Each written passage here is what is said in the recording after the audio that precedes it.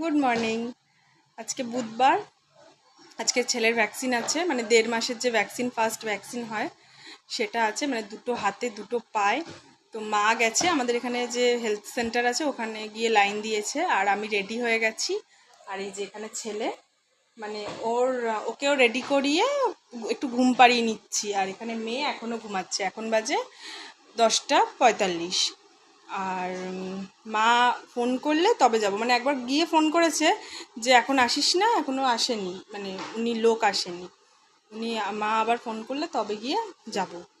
আর ঘরের কাজকর্ম আজকে সব তাড়াতাড়ি করে সারা হয়েছে। মা দুবেলা রান্না করেছে, কারণ সবার আজকে নাজেহাল অবস্থা হয়ে যাবে। বুঝতেই পারছো, দুটো হাতে দুটো পায়ে, সে যে কি ব্যথা হবে, ও ছোট মানুষ, ও তো বলতে পারবে না, ও কেঁদেই প্রকাশ করবে। তা যাই হোক, আমরাও রেডি, থর্মোফব, আর্নিকা